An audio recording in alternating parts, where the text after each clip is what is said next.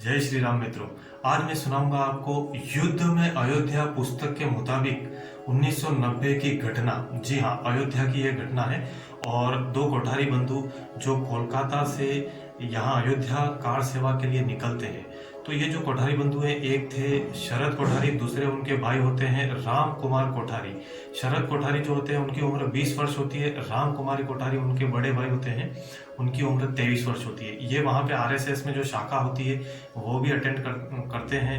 और ये मतलब एक मारवाड़ी परिवार से थे, कोठारी परिवार। और इनके पिताजी एक तरह से जो वहाँ पे बाजार होता है, बड़ा बाजार कोलकाता में, वहाँ पे एक इनका मतलब सेठ ही होते हैं ये। और इनको एक बचपन से ही एक देशभक्ति के संस्कार इनके अंदर में थे। तो ये निर्णय करते हैं वहाँ पे, जब कार सेवा का डेट तय होती है कि 30 अक्टूबर 1990 को अयोध्या में कार सेवा के लिए सभी लोग पहुंचेंगे, तब ये भी वहाँ पे निर्णय करते हैं। और वहाँ के जो संघ वाले होते हैं वे कहते हैं कि हर घर से एक ही व्यक्ति जाएगा। तो ये जो राम कुमार होते हैं वे कहते हैं कि मैं तो जाऊँगा, मेरे को जाना ही जाना है। क्योंकि और इनके पिताजी कहते हैं कि हम तो पैसे वाले हैं, हम तो धन से भी सेवा कर सकते हैं, भगवान ने पैसा दिया हुआ है। तो ये अपने पिताजी को थोड़ा स्ट्रिक्टली कह देते हैं कि हमें तन मन और धन से सेवा करना चाहिए मातृभूमि की। और राम काज में राम रुकेगा नहीं, राम तो जाएगा, ये स्पष्ट बोल देते हैं। तो फिर संघ वाले जो दूसरे इनके रिश्तेदार भी होते हैं और सब लोग इनको समझाते हैं, छोटे भाई को समझाते हैं कि बड़ा भाई जा रहा है, तुम रुक जाओ। तो छोटा भाई जो शरद कुमार होते हैं वे बोलते हैं कि जहाँ राम जाएंगे वहाँ लखन जरूर जाएगा। तो दोनों भाई मानते नहीं है, दोनों तैयार होते हैं अयोध्या घूमने के लिए, श्री राम जी के लिए तैयार हो जाते हैं और वहाँ से निकल पड़ते हैं वे। और वे उनकी माताजी उनको तिलक वगैरह करके विदाई देती है। जब वे बनारस पहुँचते हैं ट्रेन तक, उसके बाद बनारस के आगे फिर नो एंट्री रहती है, बिल्कुल कोई साधन नहीं जाता है। तो वे लोग पैदल जाते हैं, पैदल कम से कम 200 किलोमीटर तक की वे यात्रा करते हैं, अयोध्या पहुंचते हैं। 30 अक्टूबर को वे अयोध्या पहुंचते हैं। तो अयोध्या में हनुमानगढ़ी से लेकर के पूरे देश भर से वहाँ पर लोग आते हैं कार सेवक। तो हनुमानगढ़ी से फिर वो रैली निकलती है वहाँ से बाबरी मस्जिद के लिए, साधुओं की काफ़ी रैली निकलती है। और वहाँ पे काफ़ी पुलिस वालों, हज़ारों पुलिस वालों का वहाँ पे जगह जगह पर बैरिकेटिंग रहती है, पूरी सिक्योरिटी रहती है बाबरी मस्जिद के चारों तरफ। तो जैसे ही ये निकलते हैं तो जो विनय कटियार जो होते हैं वे इनके सबके लीडर होते हैं, इनके मार्गदर्शन में ये आगे बढ़ते चले जाते हैं। और जैसे ही आगे बढ़ते हैं तो पुलिस वाले अरेस्ट कर लेते हैं। पूरे साधु के साथ में ये रहते हैं, लगभग बहुत सारे साधुओं को, 100-150 साधुओं को अरेस्ट कर लेते हैं, वे बिठा देते हैं थाने में और वहाँ पर। तो उसके बाद में एक बस होती है, उसके अंदर में इनको सबको भर देते हैं कि भाई बस में बिठा के इनको जो हमारा थाना है, मुख्य जो जगह है, वहाँ पर इनको ले जाएंगे। तो बस में बिठा करके सिपाही जैसे ही इन सब साधुओं को, उसमें ये दो भाई भी रहते हैं, वहाँ के लिए ले जाते हैं वापस अरेस्ट करके। तो एक साधु क्या करता है कि ड्राइवर को धक्का मार के नीचे गिरा देता है और वो खुद बस को अपने हाथ में ले लेता है और उस बस को वो बाबरी मस्जिद की तरफ चलाना शुरू कर देता है। बीच में पुलिस खड़ी रहती है, बैरिकेटिंग आती है, बहुत सारी बैरिकेटिंग आती है। उन सबको तोड़ते हुए बाबरी मस्जिद से लगभग 100-200 मीटर की दूरी पे बस जाके खड़ी हो जाती है। सभी उत्साह से नीचे उतरते हैं, जितने भी साधु होते हैं, उसमें ये दो भाई भी होते हैं। 30 अक्टूबर 1990 के दिन की ये घटना है।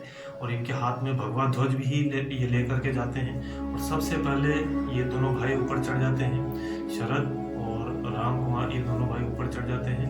और भगवा ध्वज जो होता है शाखा का, आरएसएस का, वो ऊपर लहरा देते हैं और नीचे उतर आते हैं। फिर उसके पूरे अयोध्या में ये पूरा राम जन्मभूमि का पूरा यही उस समय चल रहा था और चर्चाएं चल रही थी।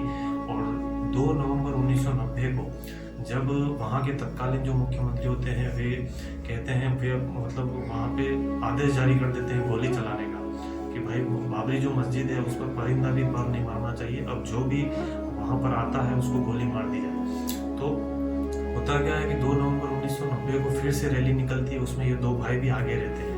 तो उसमें पुलिस को तो फिर छूट मिल ही जाती है, तो पुलिस गोली चलाती है। तो उनके आसपास में गोलियां की आवाज़ शुरू होती है। तो इतने में क्या होता है, एक साधु को गोली भी लग जाती है। साधु जब नीचे गिरता है तो उसके मरते समय वो अपने खून से ही सीताराम लिख देता है। अब ये आज तक पता नहीं चला कि ये सीताराम उसका नाम है या उसने श्री राम जी के भक्ति में ये शब्द लिखे थे। तो वो लिखता है, इस तरह से गोलियां चलती हैं। तो ये दोनों भाई भी, शरद कोठारी और राम कुमार कोठारी भी वहाँ पड़ोसियों पास में जो घर होते हैं उनके घरों में चले जाते हैं। इतने में सीआरपीएफ का इंस्पेक्टर आते हैं वहाँ पे, और वो उनकी नज़र इन पर थी क्योंकि इन्होंने भगवा ध्वज पहले लहराया था।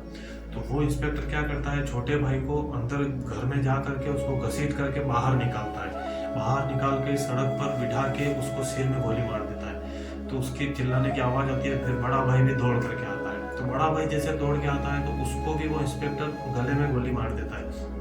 इस तरह से दोनों भाइयों की वहाँ पर मौत हो जाती है। और उस दिन लगभग वहाँ पर 10 से 15 लोगों की मौत होती है इस तरह से। तो पूरे अयोध्या में पूरा एकदम मातम छा जाता है और भयानक वातावरण छा जाता है।